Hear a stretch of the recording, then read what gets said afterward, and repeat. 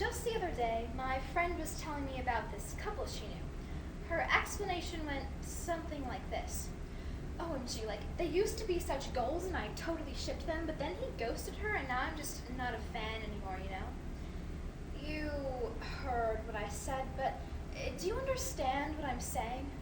What if my friend's explanation instead was something like this? They used to be such the perfect couple. I really supported their decision to be together, but after he started ignoring her, I'm not sure their relationship will work out. Is that clearer?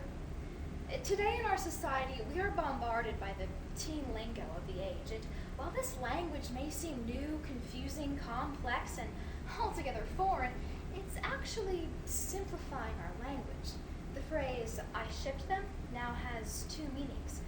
Are you talking about two people in a relationship, or those packages you sent to FedEx? Our language is becoming simpler, and the way teenagers speak is just one example of this, and it's detrimental to many aspects of our society. So today, we'll take a look at how our language is evolving, and more importantly, what's driving that change. Next, we'll examine the impact a weakened vocabulary has on our society, until finally, we look at some ways to enrich our vocab. But first, to make the general problem seem a bit clearer, I'd like to share some of 1984 with you. Not the year, but the novel by George Orwell. He states the problem perfectly. In his book, a man works to develop a language called Newspeak, which is English, in its simplest form. Instead of inventing new words, he is destroying the old ones. He states, don't you see that the whole aim of Newspeak is to narrow the range of thought? In the end, we shall make thought crime literally impossible, because there will be no words in which to express it. Orwell directly correlates the range of our vocabulary to the range of our thinking, which makes sense because if we think in our respective language, then our language determines what we think. But what happens if our language becomes so simple to the point of affecting our ideas and communication? In fact, our own language is beginning to be affected by everyone's limited variety of words. The dictionary has widened the meaning of words to accommodate for people's mistakes. This is because language works by agreement of the masses, according to OxfordDictionaries.com. It's the original people power. A word means something because enough people use it to mean that specific thing. By extension, if enough people start using a word in a different way or ignoring a particular rule, then meanings and uses can change. And if the dictionaries accommodate enough of our mistakes, then our language might unintentionally become like Newspeak, restricting our thoughts to basic concepts.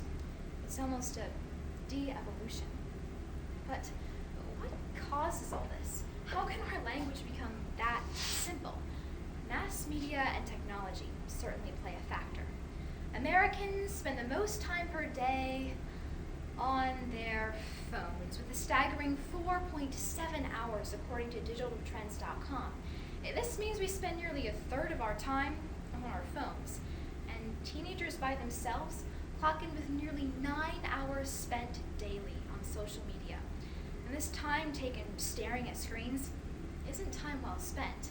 I don't think we have to look any further than the Kylie Jenner Snapchat story to realize that the information flooding from our screen to our brains isn't very helpful. We spend so much time looking at useless information that our thinking slowly becomes useless too. And it isn't just screen addicts who suffer from this.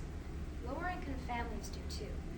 In fact, it is believed that by age 3, children who are growing up in lower income families may hear up to 30 million fewer words than their more privileged counterparts, according to psychologytoday.com. This could be due to a variety of reasons, such as parents not having time to talk to their children or a lack of educational opportunity, which results in a decreased vocabulary. Hillary Clinton elaborates on the statistic further by stating that this disparity in hearing words from parents and caregivers translates directly into a disparity in learning words. As a result, Clinton further states that among those born in 2001, only 58% of poor children started school ready to learn. By simply hearing more words, children became more prepared for education. So now we must ask ourselves, what impact does this weakened vocabulary have on our society? Well, For example, this year in my honors Shakespeare literature class, we were given an assignment to pretend to be the director for Richard III. We had to come up with one word to describe the tone we wanted an actor to deliver a certain line.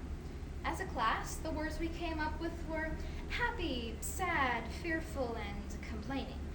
And my English teacher wasn't impressed. We were juniors and seniors in a high school honors class, and the best word we could come up with was complaining. We weren't specific enough, and my teacher decided something had to change. The next day, she handed us each a sheet of paper, covered in new words. And here are some, just to name a few. Laconic, macabre, galvanizing, doleful, gregarious, and querulous. Know what any of those mean? I didn't. In fact, I barely knew 5 on the entire list. But their meanings were so much more complex. Querulous means complaining, in a childish way. I could, as a director, tell the actor to deliver the line in a complaining tone, but if I instead said querulous, the actor would know exactly what I mean. And that's the problem. Too many people would just say complaining instead of querulous, and my English class is proof. Now, it's not that we didn't want to be specific, we didn't know enough words. As a society, we aren't exposed to complex words or ideas, and without this immersion into educated language, we'll never learn it.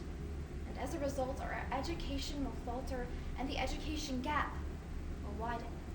New York Times states that the difference of standardized test scores between affluent and low-income students has increased by nearly 40% since the 1960s. But why? This 40% is parallel with missing out on nearly 30 million words. Could the education gap be a result of a vocabulary gap? Kids who are not exposed to a diversity of words can't express their thoughts as clearly as those who have millions of words to choose from. Sure, and a child might want to become a doctor, but the child with a deeper understanding of language and more effective way of communicating will have a much better chance at passing the medical exams or writing a complex research paper. Kids with less words in their arsenal just won't. They don't have the right skill set. Now, I joked about the word ship having more than one meaning, but if I said we should ship that couple, and you actually stuffed 2 people into a box and threw them onto the FedEx truck, there could be some serious consequences. So what should we do? Well, I have a really simple solution for you, and all it requires is throwing away your phones. Problem solved, am I right? No, I'm totally joking. The real solution is a bit more complex, but it can be boiled down to a basic concept. Learn more words and use them. Download an app on your phone that tells you a new word each day. We spend a third of our time looking at screens. We might as well be looking at something useful. Or pick up a challenging book and read it for 10 minutes daily. And once you start learning some new words, use them. Have meaningful conversations with a purpose. Otherwise, our words will be wasted. But how do we make time for these conversations? Well, for starters, instead of eating dinner around a TV, let's eat it around a table. Swap out 10 minutes of Snapchat for 10 minutes of A Tale of Two Cities, and let's learn to talk more with our mouths, less with our fingertips. The key to fixing this problem is immersion. Only when we immerse ourselves in educated language can we learn that same language ourselves. With the power of our educated language, we can easily conquer education. Language is powerful. It bridges the gap between thoughts and our expression of them, and this bridge is starting to burn. Let's put out that fire. Now that we've analyzed the causes and effects of this problem, it's now time to fix it and close the 30 million word gap. And the next time my friend starts telling me about this one couple that was goals and she shipped them, but then he ghosted her and now the whole thing's a mess, I'm going to respond by saying, what a churlish thing of him to do. I bet she feels positively doleful, and I hope he is stricken with culpability. You heard what I said. Do you understand what I'm saying?